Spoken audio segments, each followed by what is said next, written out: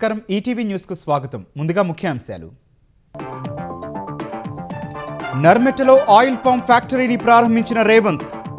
పంటల మార్పిడి చేయాలని రైతులకు పిలుపు. కేంద్రంతో కలిసి ప్రోత్సహిస్తామని ప్రకటన. రైతు భరోసా తొలి విడత నిధులు విడుదల చేసిన సీఎం. 45 రోజుల్లో అందరికీ జమ చేస్తామని వెల్లడి. సిద్దిపేటలో కాంగ్రెస్ గెలవాలని రేవంత్ ఆకాంక్ష. పెట్టుబడుల ఆకర్షణలతో ఏపీదే అగ్రస్థానమన్న చంద్రబాబు. హైదరాబాద్ ప్లస్ నగరంగా అమరావతి అభివృద్ధి, స్మార్ట్ సిటీగా తీర్చిదిద్దుతున్నట్లు వెల్లడి. వచ్చే ఏడాదికి పోలవరం పూర్తి చేస్తామన్న చంద్రబాబు. ఏపీ అవసరాలకు పోగా నీరుంటే పక్క రాష్ట్రాలకు అందజేస్తామని స్పష్టీకరణ. రేపు అనకాపల్లిలో ఆర్సెలార్ మిత్తల్ పరిశ్రమకు శంకుస్థాపన. దాదాపు పూర్తి కావచ్చిన ఏర్పాట్లు. ఏపీకి గేమ్ చేంజర్ కానుందన్న నాయకులు. మధ్యప్రాచ్యంలో భీకరంగా దాడులు ప్రతిదాడులు. టెహ్రాన్లో కీలక లక్ష్యాలపై ఐడిఎఫ్ అమెరికా గురి. హార్ముజ్కు చేరువలో యూకే అణుజలాంతర్గామి. ఇజ్రాయిల్పై క్షిపణుల వర్షం కురిపిస్తోన్న ఇరాన్. గల్ఫ్ దేశాలపైన కొనసాగిన దాడులు. హార్ముజ్పై ట్రంప్ హెచ్చరికలపై ఐఆర్జీసీ మండిపాటు.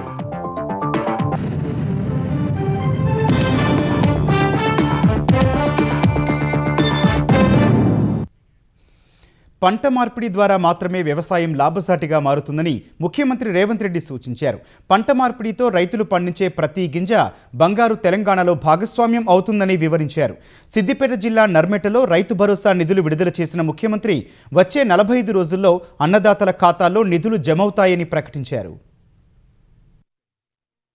సిద్దిపేట జిల్లా నంగునూరు మండలం నర్మెట్టలో నూతనంగా నిర్మించిన పామాయిల్ పరిశ్రమను ముఖ్యమంత్రి రేవంత్ రెడ్డి మంత్రులతో కలిసి ప్రారంభించారు. అనంతరం ఏర్పాటు చేసిన సభలో రైతు భరోసా నిధులు తొలి విడతగా 3600 కోట్ల రూపాయలు విడుదల చేశారు. ఆర్థికంగా ఎన్ని ఇబ్బందులు ఉన్నప్పటికీ రైతు సంక్షేమ కార్యక్రమాలు కొనసాగిస్తున్నట్లు సీఎం తెలిపారు. 29 నెలల్లో 130 నుంచి 140,000 కోట్లు కేవలం రైతుల కోసమే ఖర్చు పెట్టామని ఆయన చెప్పారు. ఇవాళ మార్చి 22 తారీఖు నాడు మనం ఉన్నాం.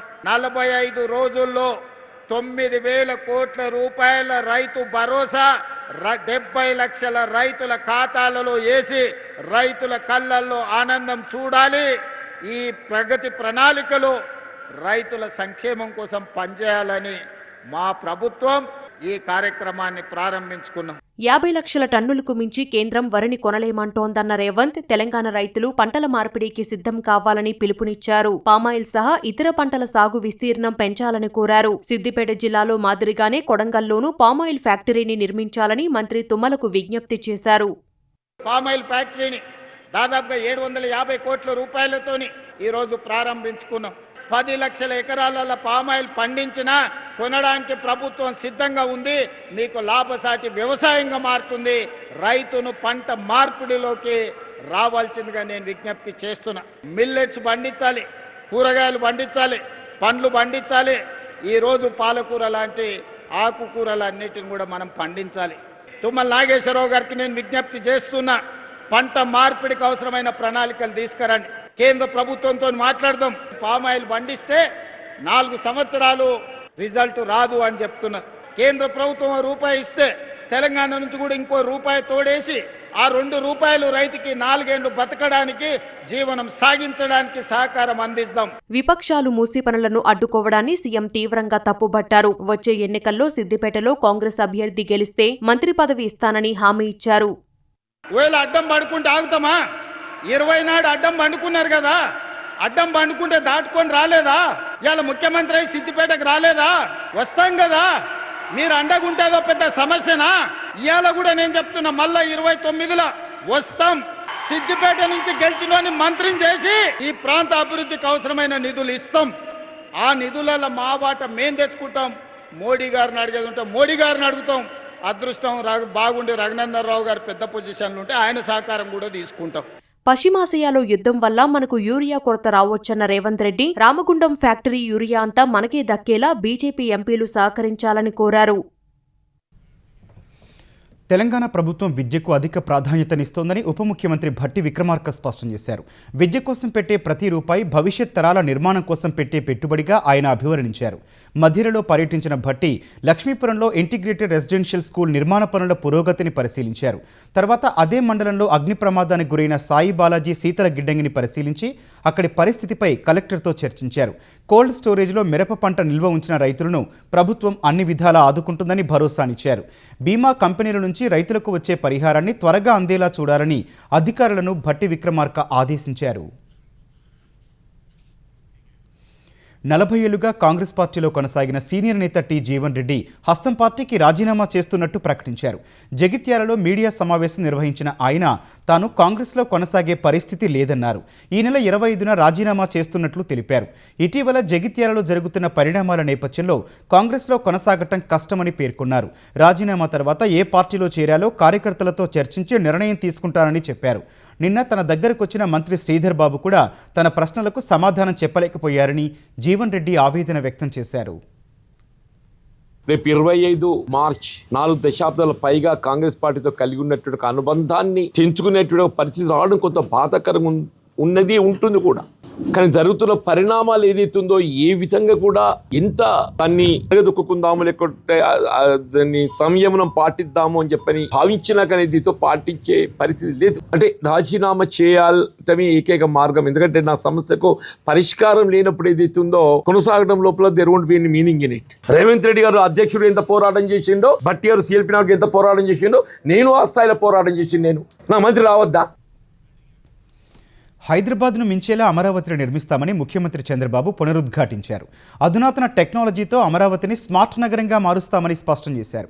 హైదరాబాద్లోని ఐఎస్బీలో జరిగిన సదస్సులో పాల్గొన్న ముఖ్యమంత్రి వ్యవసాయ ఆధారిత రాష్ట్రంగా ఉన్న ఉమ్మడి ఏపీని పారిశ్రామిక రాష్ట్రంగా తీర్చిదిద్దాలన్న లక్ష్యంతోనే ఆర్థిక సంస్కరణల్ని అందిపుచ్చుకున్నట్లు వివరించారు.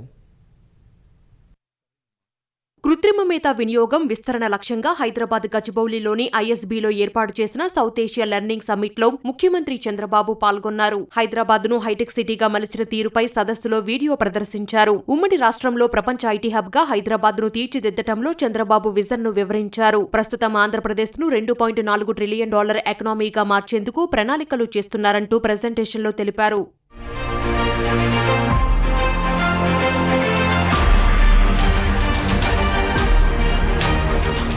ది ఫ్యూచర్ ఆఫ్ ఎవ్రీథింగ్ అనే అంశంపై చంద్రబాబు తన అభిప్రాయాలను వెల్లడించారు. 1995 నుంచి నాలెడ్జ్ ఎకనామీ మొదలైందని, అప్పటి సంస్కరణల వల్లే మోస్ట్ లివబుల్ సిటీగా హైదరాబాద్ అభివృద్ధి అయిందని గుర్తు చేశారు. బెంగళూరు, చెన్నైకు వెళ్లాల్సిన మైక్రోసాఫ్ట్ హైదరాబాద్కు వచ్చిందన్నారు. వైసీపీ పాలనలో ఏపీ బ్రాండ్ పోయిందని, వ్యవస్థలు సర్వనాశనమయ్యాయని, విభజన కంటే దారుణంగా రాష్ట్ర పరిస్థితి తయారైందని చంద్రబాబు చెప్పారు. తాము మళ్లీ అధికారం చేపట్టిన తర్వాత సంక్షేమం, అభివృద్ధి, సుపరిపాలన లాంటి కీలకమైన నిర్ణయాలు వేగంగా తీసుకున్నామన్నారు. అమరావతిని హైదరాబాద్ ప్లస్ గా తయారు చేస్తానని ప్రకటించారు. 29,000 farmers has given nearly 33,000 acres of land under land pooling without taking even one pie. They believed, but that was destroyed totally 5 years' time. They made it desert. Ultimately, they want to destroy. Again we came, we restarted. Now, around 60,000 crores worth of works are going on very briskly. I am assuring you, Amaravati will be Hyderabad plus city. Amaravati is a people's capital. You name any technology, all technologies I am using. Anybody wanted to live more time, best place is Amaravati.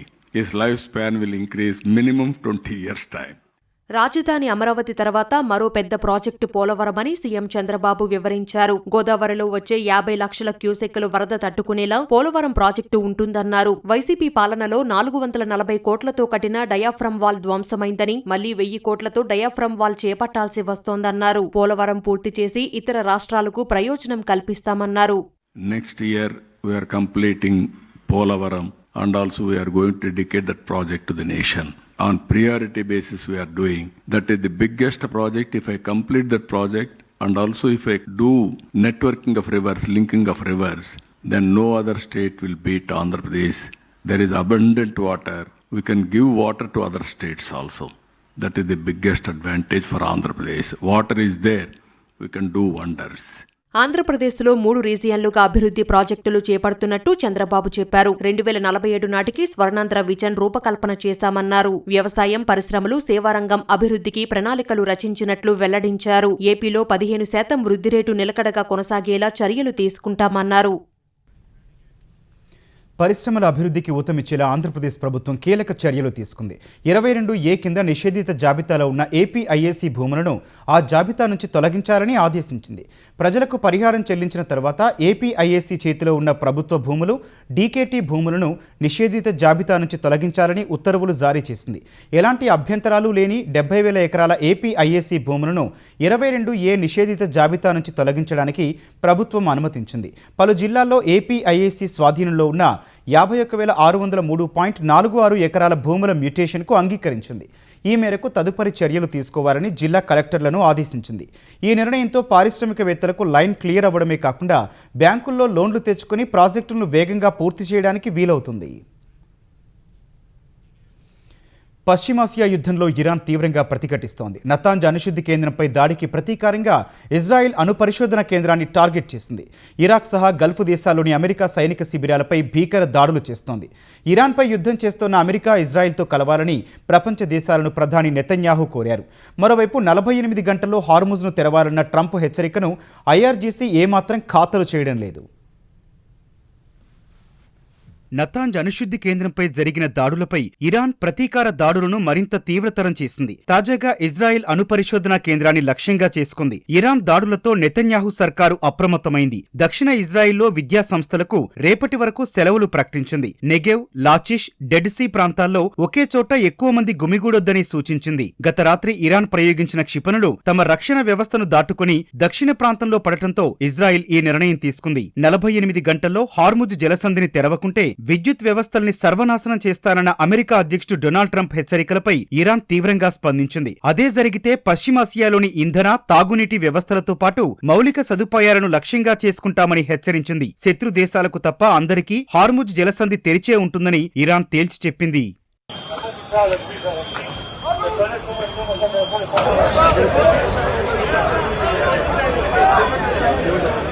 Gulf దేశాల్లోని America సైనిక స్థావరాలపైన Iran భీకర దాడులు చేస్తోంది. Israel కీలక ఓడరేవు నగరం ఐలాట్ను లక్ష్యంగా చేసుకుంది. బీర్షెబా, కిరియాత్ ఘాట్ ప్రాంతాల్లో ఉన్న సైనిక స్థావరాలపై క్షిపణులను ప్రయోగిస్తోంది. కువైట్లోని అలీ అల్ సలేం బేస్పై దాడి చేసింది. యుఏఈలోని అల్ మిన్హాద్, అల్ దఫ్రా బేస్లను ఐఆర్జీసీ లక్ష్యంగా చేసుకుంది. 24 గంటల్లో సౌదీపైకి దాదాపు 60 డ్రోన్లను ప్రయోగించింది. అయితే రియాద్ రక్షణ వ్యవస్థలు వాటిని అడ్డుకున్నాయి. రాకెట్ దాడిలో యుఏఈ తీరంలోని నౌకలో మంటలు చెలరేగాయి. హెజ్బొల్లా జరిపిన రాకెట్ దాడిలో ఉత్తర ఇజ్రాయిల్లో ఓ వాహనం కాలిపోయింది. ఈ ఘటనలో ఒకరు మృతి చెందారు. ఇరాక్ కేంద్రంగా కార్యకలాపాలు నిర్వహిస్తున్న ఇస్లామిక్ రెసిస్టెన్స్ ఇన్ ఇరాక్ సంస్థ ఇరాన్కు మద్దతుగా ఇరాక్, గల్ఫ్ దేశాల్లోని అమెరికా సైనిక స్థావరాలను లక్ష్యంగా చేసుకున్నట్లు తెలిపింది. మొత్తం 21 లక్ష్యాలపై దాడులు చేసినట్లు పేర్కొంది.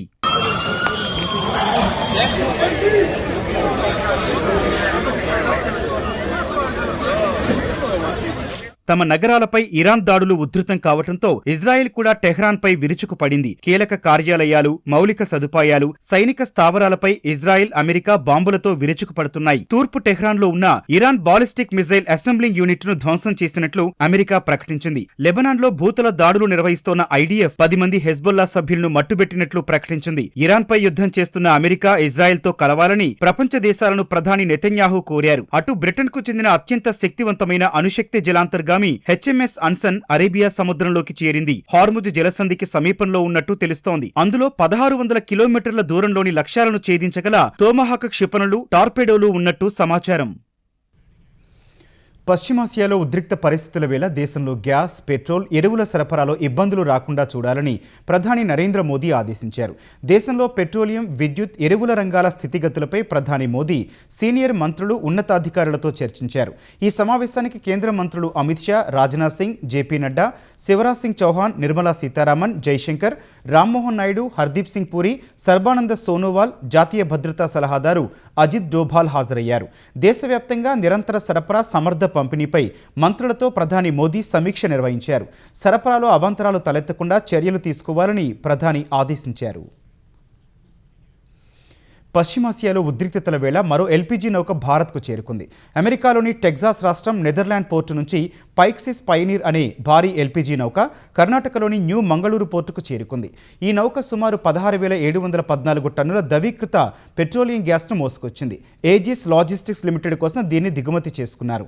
ఫిబ్రవరి 14న అమెరికా నుంచి బయలుదేరిన ఈ నౌక సుదీర్ఘ ప్రయాణం తర్వాత ఈ తెల్లవారుజామున మంగళూరు తీరానికి చేరుకుంది. గల్ఫ్ దేశాల నుంచి ఇంధన సరఫరాకు ఆటంకాలు ఏర్పడుతోన్న నేపథ్యంలో అమెరికా వంటి దేశాల నుంచి అందుతున్న ఈ సరఫరా భారత్కు ఎంతో కీలకం కానుంది.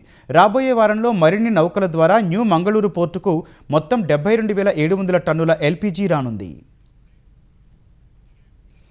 అనకాపల్లి జిల్లాలో ఆర్సిలార్ మిత్తల్ నిప్పన్ స్టీల్ పరిశ్రమ భూమి పూజకు సర్వం సిద్ధమైంది. నక్కపల్లి మండలం చందనాడ పంచాయతీ పాటిమీద గ్రామంలో రేపు సాయంత్రం ముఖ్యమంత్రి చంద్రబాబు, ఉప ముఖ్యమంత్రి పవన్ కళ్యాణ్, కేంద్ర మంత్రులు కుమారస్వామి, శ్రీనివాస వర్మ తదితరులు భూమి పూజలో పాల్గొంటారు. ఆర్సిలార్ సంస్థ అధిపతి Lakshmi Mittal, AMNS India chairman Aditya Mittal హాజరు కానున్నారు.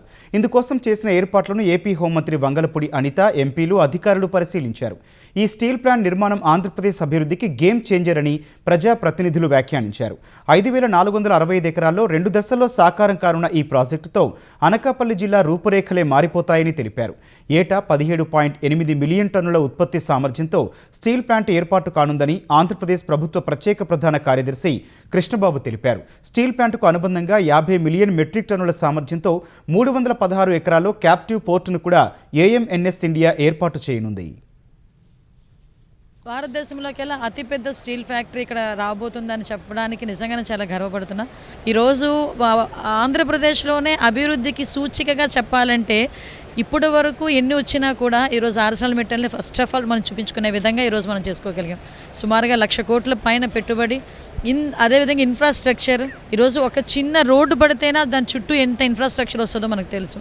అలాంటిది ఇంత పెద్ద స్టీల్ ఫ్యాక్టరీ వచ్చినప్పుడు అనకూడదు కానీ పాయకరపడే రూపురేఖలే మారిపోతాయి. ఆంధ్రప్రదేశ్ అభివృద్ధి దిశగా పయనిస్తుంటే వైసీపీ మాత్రం నిందలు మోపుతూ ఆటంకాలు సృష్టిస్తోందని దేవాదాయ శాఖ మంత్రి ఆనం రామనారాయణ రెడ్డి ఆరోపించారు. నెల్లూరు గ్రామీణ నియోజకవర్గంలో 23వ డివిజన్ పడారుపల్లిలో 27 కోట్ల రూపాయలతో ఎమ్మెల్యే కోటం శ్రీధర్ రెడ్డి చేపట్టిన 240 అభివృద్ధి పనులకు మంత్రి శ్రీకారం చుట్టారు.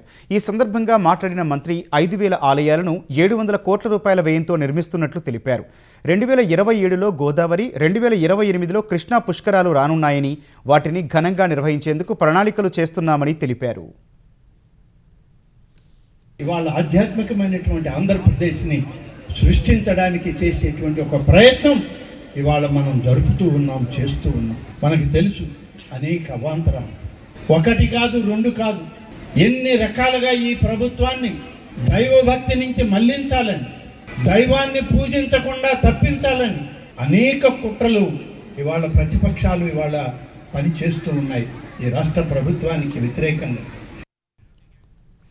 ఏలూరు జిల్లా పోలవరం నియోజకవర్గ ఎమ్మెల్యే చిర్రి బాలరాజును సైబర్ నేరగాళ్లు బురిడీ కొట్టించారు. ఎమ్మెల్యే బ్యాంకు ఖాతా నుంచి 12 లక్షల రూపాయలను కొట్టేశారు. ఆర్టీఏ చలానా యాప్కి ఫోన్ నెంబర్ లింక్ చేసుకోమని మెసేజ్ రావడంతో ఎమ్మెల్యే ఆ లింక్ను ఓపెన్ చేశారు. తర్వాత ఆయన ఇండస్ఇండ్ బ్యాంకు ఖాతా నుంచి 12 లక్షల రూపాయలను సైబర్ కేటుగాళ్లు కాజేశారు. దీనిపై బాలరాజు ఫిర్యాదు మేరకు కేసు నమోదు చేసిన పోలీసులు దర్యాప్తు ప్రారంభించారు. కోర్ అర్బన్ రీజియన్ పరిధిలో నిర్మాణ రంగానికి ఊతమిచ్చేలా తెలంగాణ ప్రభుత్వం 2021 బిల్డింగ్ రూల్స్ టీడీఆర్ నిబంధనలను సవరిస్తూ ఉత్తర్వులు జారీ చేసింది.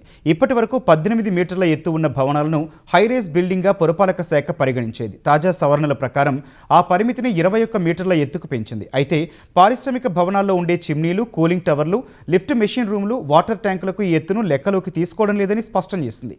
750 నుంచి 2,000 చదరపు మీటర్ల విస్తీర్ణం గల ప్లాట్లలో 18 నుంచి 21 మీటర్ల ఎత్తు వరకు నిర్మించే నివాస భవనాలకు టీడీఆర్ను తప్పనిసరి చేసింది. 10 నుంచి 20 అంతస్తుల వరకు ఉన్న భవనాలకు 3%, 20 కంటే ఎక్కువ అంతస్తులు నిర్మించే భవనాలకు 5% టీడీఆర్కి అవకాశం కల్పించింది. భవన నిర్మాణ అనుమతి మంజూరు సమయంలో 50%, ఆ తర్వాత ఆక్యుపెన్సీ సర్టిఫికేట్ జారీ సమయంలో మిగిలిన 50% టీడీఆర్ సమర్పించాలి. మూసీ ప్రక్షాళన పేరుతో పేదల ఇండ్లు కూలిస్తే ఊరుకోబోమని బీజేపీ నేతలు మరోసారి హెచ్చరించారు. గత ప్రభుత్వం కాళేశ్వరం అంటే కాంగ్రెస్ సర్కారు మూసేశ్వరం అంటోందని బీజేపీ తెలంగాణ అధ్యక్షుడు రామచంద్రరావు విమర్శించారు. మూసీ పునరుజ్జీవనం వాస్తవాలు అనే అంశంపై కత్రియా హోటల్లో జరిగిన చర్చా కార్యక్రమంలో బీజేపీ నేతలు నిపుణులు పాల్గొన్నారు. మూసీ అభివృద్ధికి సంబంధించి కేంద్ర జలవనరుల శాఖ మాజీ సలహాదారు Vedire Sriram PowerPoint presentation ఇచ్చారు. మొదటగా మూసీ నీటిని శుద్ధి చేయాలని ఆయన సూచించారు. తాము ఒక డిపిఆర్ తయారు చేశామని అది తమ అధ్యక్షుని అనుమతితో ఉచితంగానే ఇచ్చేస్తామన్నారు. మూసీకి పునరుజ్జీవనానికి సరైన ప్రణాళిక లేదని బీజేపీ తెలంగాణ అధ్యక్షుడు రామచంద్రరావు విమర్శించారు. ఈరోజు మీరు మూసీ ప్రక్షాళన మీద 1,50,000 కోట్ల రూపాయలు మీరు వ్యయం చేస్తారని చెప్తా ఉన్నారు. నా దగ్గర డబ్బులు లేవు, పెన్షన్స్ చేయడానికి డబ్బులు లేవు, రైతు భరోసా చేయడానికి డబ్బులు లేవు. ఈ 1,50,000 కోట్ల రూపాయలు ఎక్కడి నుంచి తీసుకొస్తారో? మీరు అప్పు తీసుకొస్తే మళ్ళీ అప్పు కట్టేది ఎవరు? తెలంగాణ ప్రజలు. అంటే డిస్ప్లేస్మెంట్ చేసే ముందే వాళ్ళకి రీహాబిలిటేట్ చేయాల్సిన అవసరం ఉన్నది. ఇది Bharatiya Janata party first demand. 12 నుంచి 50 మీటర్ల దాకా బఫర్ జోన్ ఎందుకు అవసరం మీకు? అక్కడ నార్సింగి దగ్గర ఈరోజు ఒక పెద్ద బిల్డరు ఒక పెద్ద ప్రాజెక్ట్ కడతా ఉన్నాడు, మూసీకు ఆనుకొని కడతా ఉన్నాడు. మళ్ళీ వాళ్ళకి బఫర్ జోన్ పనిచేయదా? అక్కడనో ఒక బఫర్ జోనే లేదు, ఇక్కడో బఫర్ జోన్ పెడుతున్నారు. ఈ ప్రాజెక్ట్ ఇంప్రాక్టికల్ ప్రాజెక్ట్. నీరు మానవ మనుగడకు జీవనాధారం మాత్రమే కాదని అది భూమి భవిష్యత్తును నిర్దేశించే కీలక శక్తి అని ప్రధాని నరేంద్ర మోదీ తెలిపారు. ప్రపంచ జల దినోత్సవం సందర్భంగా ఎక్స్ వేదికగా మోదీ పోస్ట్ చేశారు. ప్రతి నీటి చుక్కను సంరక్షించి బాధ్యతాయుతంగా వినియోగించాలని దేశ ప్రజలకు పిలుపునిచ్చారు. నీటిని పొదుపు చేసే విషయంలో మన నిబద్ధతను చాటుకోవాలని సూచించారు. ఈ సందర్భంగా నీటిని పొదుపు చేస్తూ ప్రజల్లో అవగాహన కల్పిస్తున్న వారిని ప్రధాని మోదీ ప్రత్యేకంగా అభినందించారు. ప్రజాసేవలో ప్రధాని నరేంద్ర మోదీ మరో రికార్డు సృష్టించారు. గుజరాత్ సీఎంగా దేశ ప్రధానిగా ఇప్పటి వరకు మోదీ 8,931 రోజులు ప్రజాజీవనంలో భాగస్వాములయ్యారని కేంద్ర హోంమంత్రి అమిత్ షా చెప్పారు.